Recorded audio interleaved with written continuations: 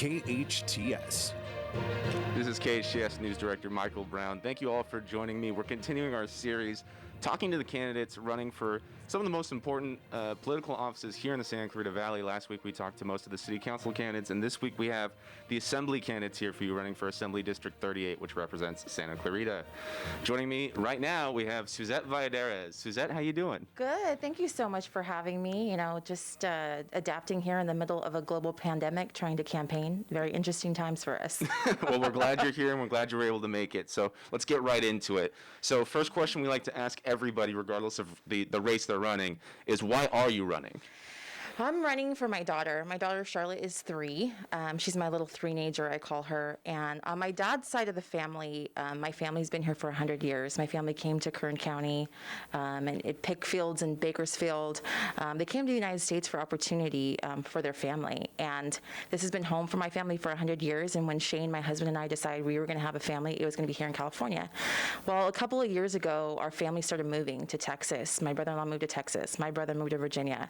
My uncle moved to Colorado. I have family that's moved to Nevada, Arizona, because the cost of living is too exorbitant and skyrocketing in California. So we decided that we're not going to be pushed out of California. This is home. It's been home for my family for 100 years.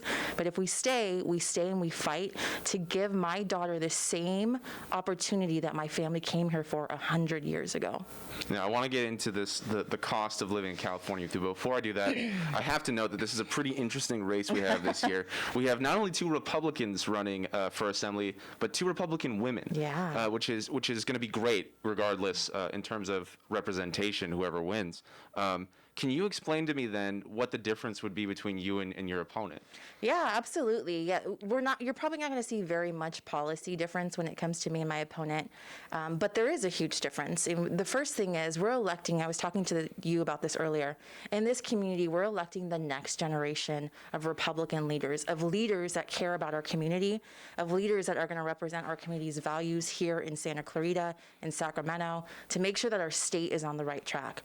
So that's important to me. I hope I'm gonna do a faux pas here. I'm gonna be 40 in December, and I plan to spend the next 4 decades of my life making our state better for my family, my daughter, and hopefully my grandchildren one day. The other thing is, this seat, is really about also electing your voice, your representative that can also hold this seat. My team, my campaign has worked so incredibly hard. We had an amazing primary. We were 14 points ahead of my nearest opponent. To date, I have participated over 240 virtual events, so Zoom calls, you name it, just because we're very active. We've raised $420,000, the vast majority of that being during the pandemic. We are a strong campaign, and we need to actually hold this seat in 2 years when somebody else that's going to be paid for by Sacramento interest is going to be brought into this community to still our voice and our values. And I'm the Republican that's not only going to win on November 3rd, but we're going to hold this seat to make sure our community has their voice represented in Sacramento. Now, you mentioned the COVID-19 pandemic. Obviously, that's the headline of 2020. How do you feel the state of California has handled it, and what would you be trying to do differently if you were elected to office? Right. I think that we right now have a one-party system, a governor that's really calling the shots through executive orders, and honestly, I think he's failed in leadership. I mean, we've had all these different supposed metrics on what reopening will look like, should look like. We've opened, we've closed, we've told restaurants and businesses you can open, and then the next day said you need to close. There's been no consistency. There's been no consistency in the numbers. There's been errors in the numbers being reported. I think that we have some true failed leadership, and we honestly have a legislature that has not represented our community's voice. They haven't even been there. They, left session. They've given complete power to the governor to make decisions for our daily lives. We have no say. So I think there's been a disgustingly negligent failure from our governor and our state government. So you would see maybe a more increased, I don't want to say role, but more hands-on in terms of the legislature and trying to participate in this COVID relief instead of leaving things, in your view, to the governor. Absolutely. I mean, California, our government is modeled after our national government, right? We have separation of powers. We have an executive office. We have the state legislature, and obviously our judicial branch. And each branch has its own role and responsibility, and are elected. The executive and the judicial. The executive and the legislative are elected to represent their constituency and have key goals that the state legislature has failed by not being in session, by giving complete power. I mean, you have a governor that has taken, he's not even using this emergency powers to just address the pandemic. He's also using it to say, and 15 years, we're no longer going to be able to buy gas cars. It's going to have to be all electric. It's absolutely absurd. So talk to me about specific policy then that you would endorse or that you would want to propose at the legislative level to help not only businesses recover, but also address the pandemic as a whole, because there's a two consequences to this. There's a health effect and there's an economic impact. Yeah. Well, first of all, I think that we can give Californians the opportunity, the option to operate safely with guidelines. I mean, we've seen it, right? I own a small nonprofit preschool. When the pandemic was, when the government shut down in LA County and the state, I think it was March 16th, it was a Monday, I didn't know if my business was an essential, part of the essential workforce. And a week later, we found out, yes, we're a part of the essential workforce. We were closed for that week. We closed another week just to kind of, put together our plan of how we were going to operate safely. We talked to the public health department. We talked to doctors. I talked to my daughter's pediatrician to figure out how can I offer safe child care to parents in our community and make sure that the children are safe, that staff is safe. And we did it. And we've been doing that. I think that we can give all businesses that same opportunity. I think that I like some of the local controls that have been taking place at the county, and I dislike that too. But what I'm going to be very, very, very much focused on is economic recovery, right? Because this is all about opening business, about getting people back to work.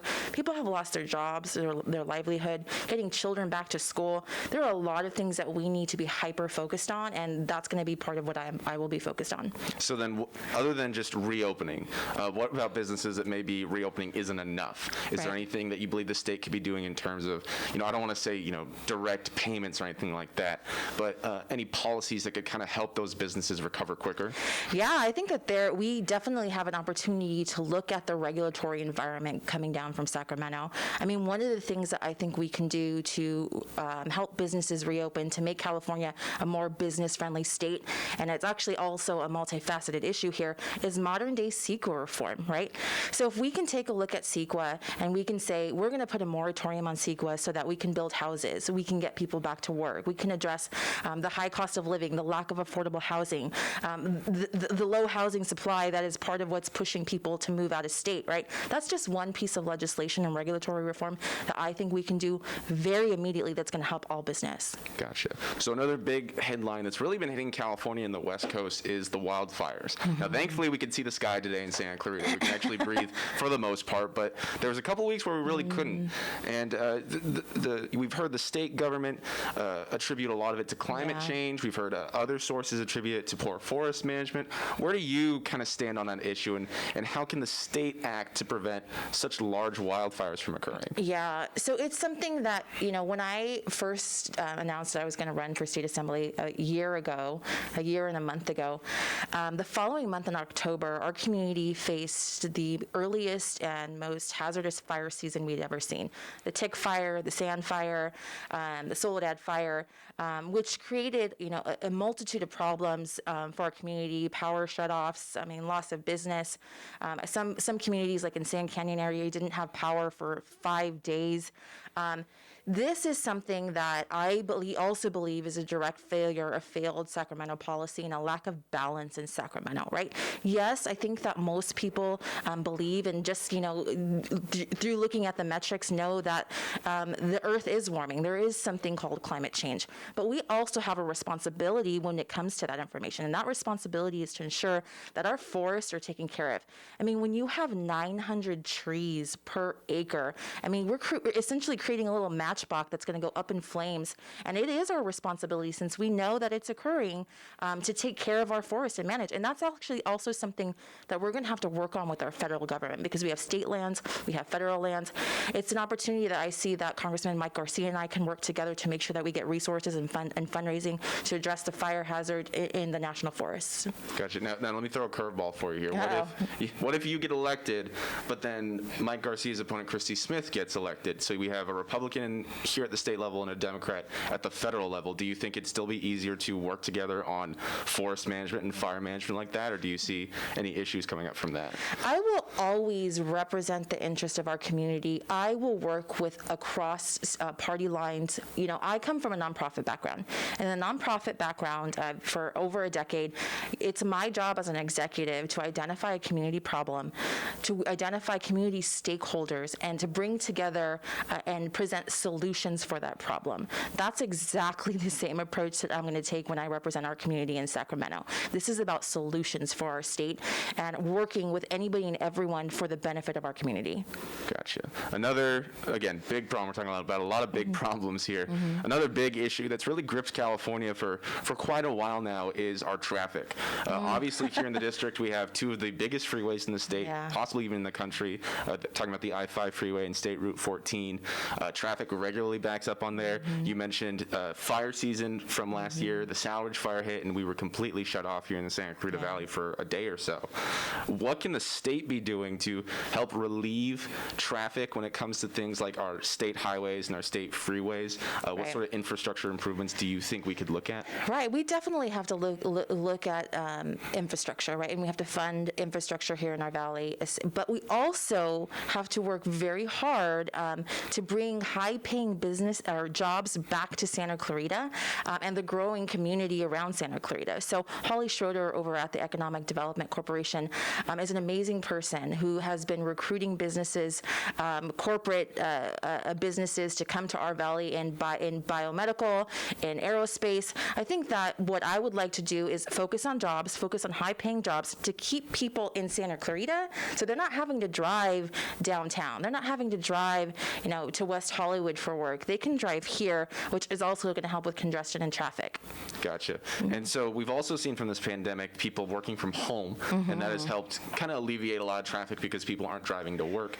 In a post-COVID world, I know it's really hard to think about it right now, but in a post-COVID world, do you see any path for allowing employers and employees to still work from home and kind of help that issue as well?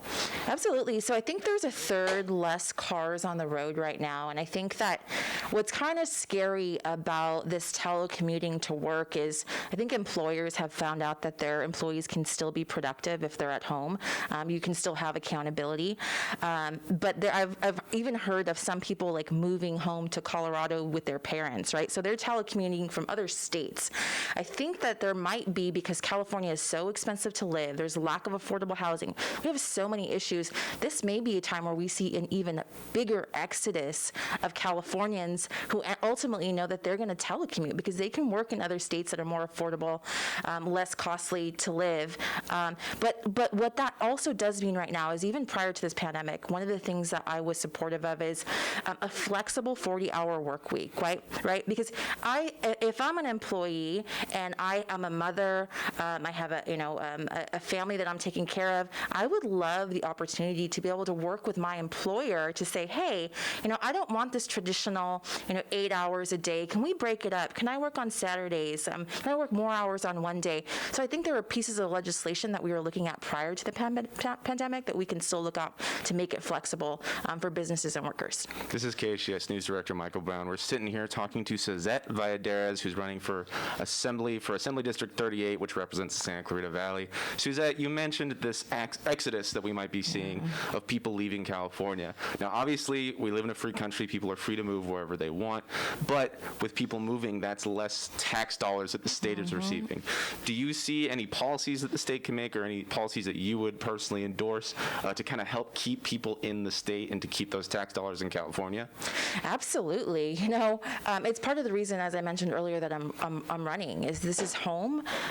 If you're out there listening and you know that California is home and you want to stay here, but you've been thinking, I lost my job, or it's too expensive to live in California, and you're maybe looking at, I want to move to Arizona, I want to move to Texas, you need to stay and you need to fight. There are lots of things that we can do in Sacramento to address the cost of living, to address, we have the number one highest gas tax in the country. We have got to protect Prop 13.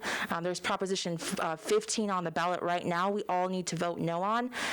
There are things that we can do. We can take hold of our own future here in California by voting down taxes and voting in Republicans in Sacramento. Now, you mentioned Prop 15. For those at home who may not be familiar with the propositions, first of all, you can check out the whole list at hometownstation.com. There's a little plug.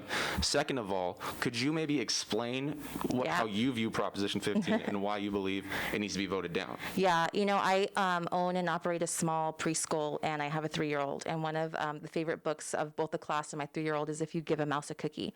And the whole premise of the book is that if you give a mouse a cookie, it'll ask for a glass of milk. If you give a mouse a glass of milk, it'll ask for a straw, and so on and so on, so on. It's this concept of the slippery slope.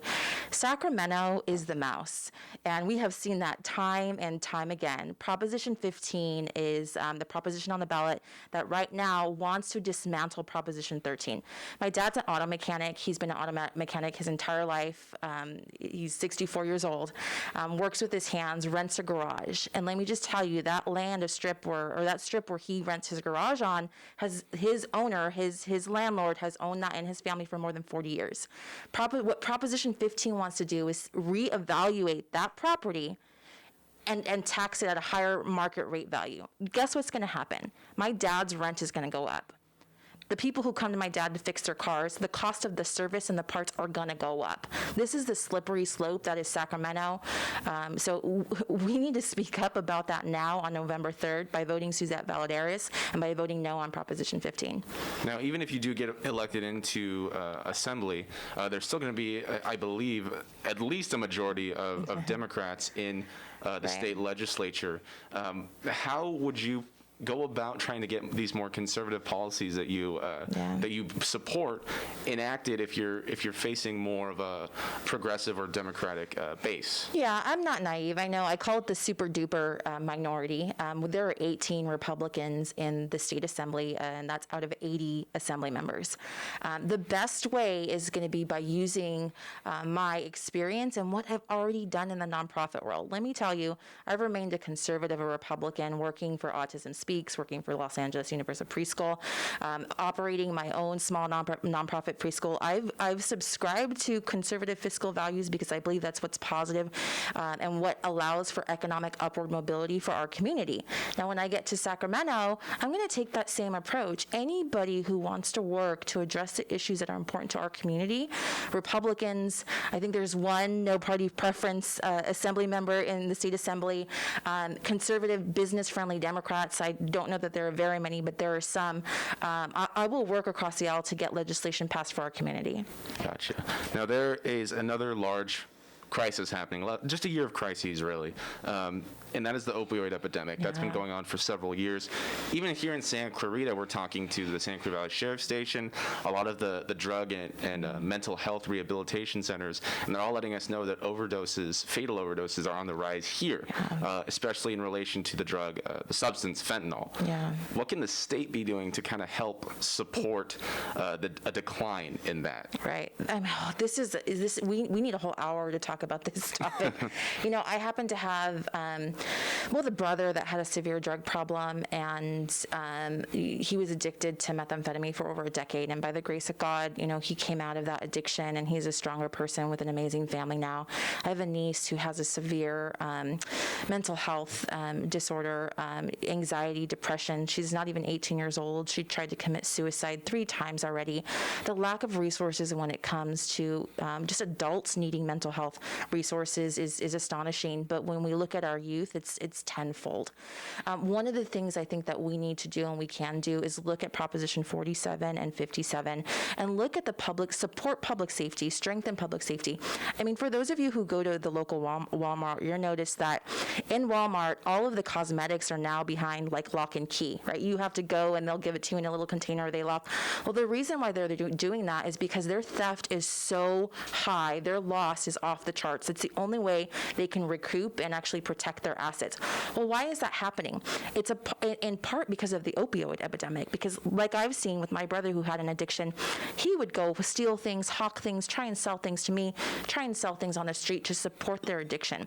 What we've done with public safety policy is essentially made going into Walmart and stealing anything less than $999 okay, right? So one of the things we can do is come back to that time of law and order in California, so we're not making it easier and allowing those with addiction to continue that addiction through policy like this. We also need resources for them. We need mental health facilities, more beds. I think there are for the youth, there are 12 beds in all of LA County. This is something we're going to have to focus on and put resources into. So in strengthening the public safety and the law and order aspect, you're hoping that maybe getting those people who are addicted and who may be committing these crimes to fuel their addiction can get the help they need when they're arrested, or there's a disconnect here for me. Yeah, so I think that's part of it. I mean, I think that making it okay is making it easier for addicts to go in and steal something that they can then go hawk on the street to go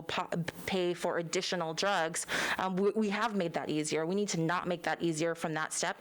And I actually think that there should be, if law enforcement arrests somebody with a drug problem or they identify as having a drug problem, then yes, we need to make that connection and give them resources to battle their addiction. But I mean, there are so many other things that we need to do. I mean, we have to address the cost of living, the mental health crisis. We have to address the lack of affordable housing. It's part of our homelessness crisis. There are so many, it's a multifaceted issue, and we need to look at a bunch of different policy perspectives to address it. If we're just to, reduce it slightly. Right, and you're right, we could talk about this for an hour because it's such a large issue. Yeah. So as we're winding down here, I just have one more question for you, Suzette. Come November 3rd, and constituents get to the ballot box, or their mailbox in this case, why would they vote for Suzette Valladares? Right. So, as I mentioned earlier, California is home for me. It's been home for 100 years. And one of the reasons I decided I was going to run for state assembly is because of my daughter, Charlotte.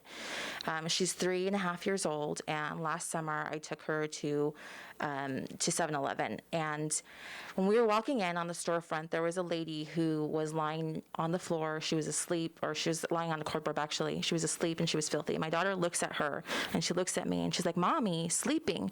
And here I'm thinking, does this lady have a mental health problem? Does she have a drug addiction?